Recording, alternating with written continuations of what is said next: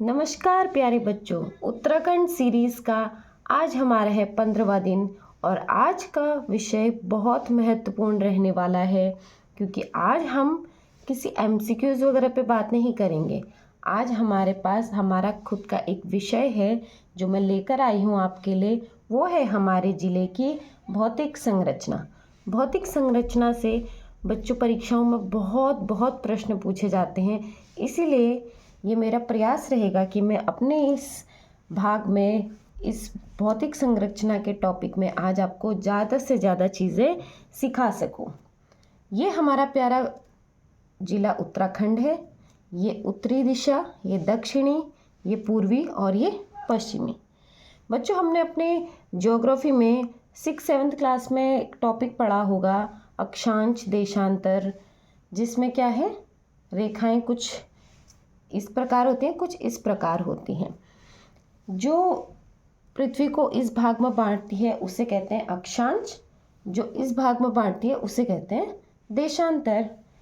अब मैं आपको हमारी स्थिति, हमारे उत्तराखंड राज्य के अक्षांश देशांतर बताने से पहले आपको अक्षांश और देशांतर के बारे में एक क्विक रिवीजन, एक जल्दी से रिवीजन करा देती हूँ, क्योंकि मेरे बहुत से बच्चों को शायद ये चीज़ अभी दिमाग में बैठी नहीं होगी जो मैंने कही उनसे।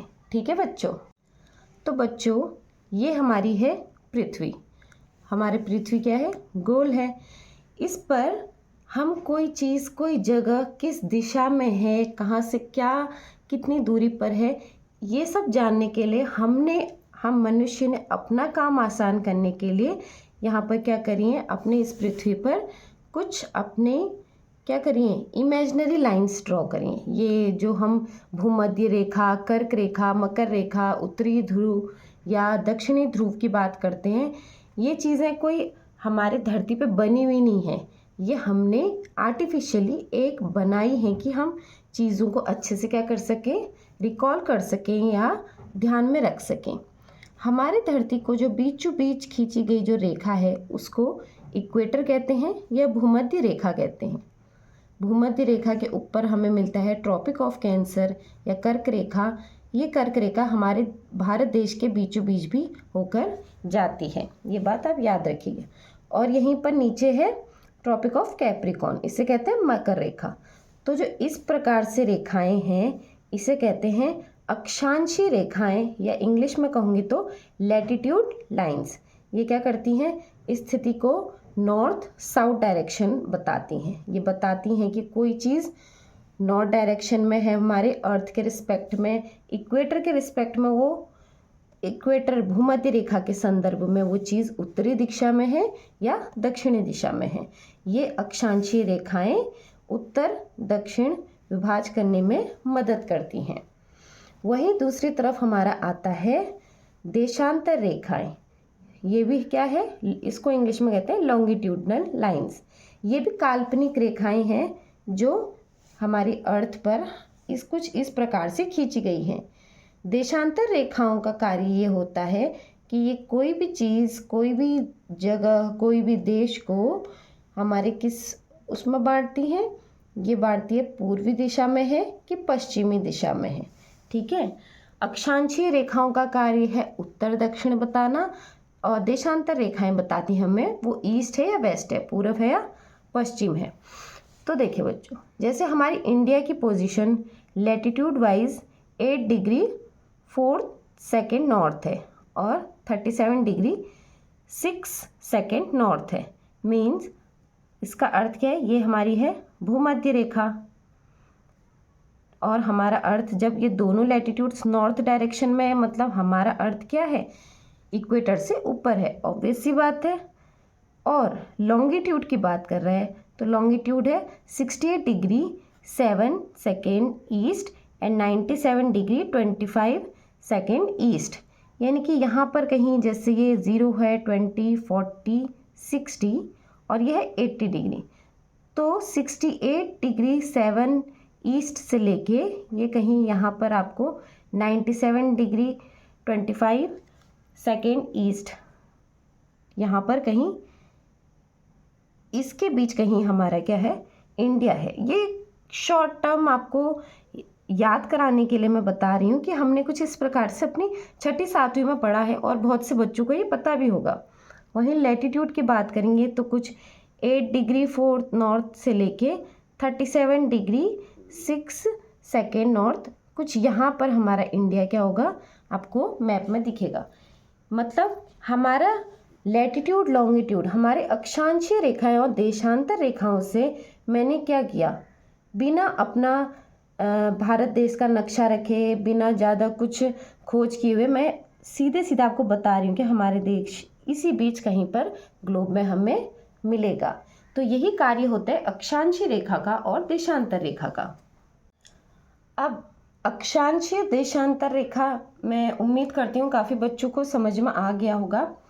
तो परीक्षा में पूछा जाता है हमारे उत्तराखंड राज्य का उत्तरी अक्षांश या देशांतर क्या क्या है। ठीक है बच्चों, तो आप इसको जिले को, अगर आप भौतिक संरचना पढ़ रहे हो तो अगर आप नक्शे के साथ उसको पढ़ोगे तो आपके दिमाग में वो चीज़ें एकदम से बैठ जाएंगी और आपको परीक्षा में उससे ज़्यादा याद करने की ज़रूरत नहीं पड़ेगी। ठीक है, तो मैंने आपको बताया हमारा जो राज्य है वो, क्योंकि हमारा हिंदुस्तान जो है वो उत्तरीय मध्य में स्थित है, तो यानी कि ये जो रेखाएं होंगी ये और ये क्या हैं, उत्तरीय अक्षांश होंगे हमारे पास, और हमारा पूरब दिशा में है तो ये और ये दोनों पूर्वी देशांतर ही होंगे। ठीक है, ऊपर का हमारा जो टॉप मोस्ट पॉइंट है वो 31 डिग्री 27 सेकेंड नॉर्थ, ये ठीक है, ये क्या है, उत्तरीय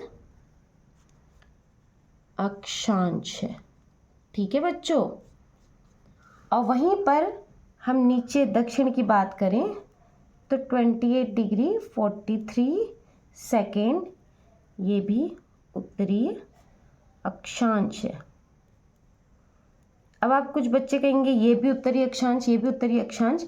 मैंने आपको भी ग्लोब में बताया था जो हमारा हिंदुस्तान है वो भूमध्य रेखा के ऊपर आता है, यानी कि हमारे पास जो अक्षांश हैं वो क्या है, उत्तरीय अक्षांश है। ठीक है बच्चों, और ग्लोब में हमारा जो हिंदुस्तान है वो पूर्वी देशांतर की तरफ आता है, इसीलिए यहाँ पर हम बात करेंगे ये होगा 77 डिग्री 34 सेकेंड पूर्वी देशांतर, और ये होगा हमारा 81 डिग्री 2 सेकेंड पूर्वी देशांतर। इन देशांतरों की मदद से ये चारों पॉइंट अगर आप याद रखेंगे तो आपको कोई एक खाली सा ग्लोब भी दिया जाएगा तो आप एग्जैक्ट हमारे जिले की वहाँ पे क्या, जिले का नक्शा आराम से अंकित कर सकते हो या बता सकते हो कि हमारा प्यारा जिला उत्तराखंड कहाँ पर है। ठीक है बच्चों, ये हो गया अक्षांश की बातें। अब अक्षांश देशांतर के बाद हम अपने उत्तराखंड जिले के क्षेत्रफल की बात कर लेंगे। हमारे उत्तराखंड का कुल क्षेत्रफल कितना है बच्चों, 53,483 वर्ग किलोमीटर। ये क्या है, हमारे पूरे उत्तराखंड का क्षेत्रफल है। क्या है, क्षेत्रफल है। वहीं इसके लंबाई की बात करी जाए पूरब से पश्चिम तक, अगर इसकी लंबाई की बात करी जाए तो वो है 358 किलोमीटर। ठीक है, और वहीं हमारे ज़िले के चौड़ाई की बात करी जाए तो उत्तर से दक्षिण में बच्चों ये है 320 किलोमीटर। ठीक है बच्चों, अगर आपसे एरिया पूछी जाएगी तो 53,483 वर्ग किलोमीटर। अगर लंबाई पूछी जा रही है तो पूरब से पश्चिम 358 किलोमीटर, और चौड़ाई उत्तर से दक्षिण हमारी क्या रहेगी बच्चों, 320 या 320 किलोमीटर। ठीक है बच्चों, अब इस 53,483 वर्ग किलोमीटर में अगर मैं बात करूं तो 86.07% पर्वतीय क्षेत्र है। क्या है, पर्वतीय क्षेत्र है, क्योंकि हमारा उत्तराखंड में क्या है, पर्वत ज़्यादा है, तो ये आम सी बात है कि पर्वतीय क्षेत्र क्या होगा, ज़्यादा होगा। फॉर 86.07% मतलब 46,035 वर्ग किलोमीटर क्या है, हमारा पर्वतीय क्षेत्र है। और बाकी जो बचा 13.93% वो मैदानी क्षेत्र है, मैदानी क्षेत्र है, मतलब 7,448 वर्ग किलोमीटर क्या है, मैदानी क्षेत्र है। ठीक है बच्चों, ये 2 पॉइंट आप याद रखिएगा। क्षेत्रफल हो गया, लंबाई हो गई, चौड़ाई हो गई। क्षेत्रफल का कितना प्रतिशत पर्वतीय क्षेत्र में आता है वो नोट डाउन कर लीजिए। कितना क्षेत्र मैदानी क्षेत्र में आता है, कितना परसेंट है वो नोट कर लीजिए। और मैदानी क्षेत्र में एक हरिद्वार का भाग आता है और एक ज़्यादातर उधम सिंह नगर वाली जो एरिया है वो क्षेत्रफल मैदानी क्षेत्रों में पूर्णतः आते हैं। बच्चों, हमने भौतिक संरचना का आज मैं भाग 1 यहीं पे समाप्त कर रही हूँ। हम अगले भाग में पढ़ेंगे हमारी प्राकृतिक सीमाओं के बारे में, राजनीतिक सीमाओं के बारे में, जिलों के बारे में। आज के लिए भाग 1 को यहीं पर समाप्त करते हैं। आशा करती हूँ आपको मेरा ये प्रयास पसंद आया होगा। अपना प्यार इसी प्रकार बनाए रखें। बहुत बहुत धन्यवाद।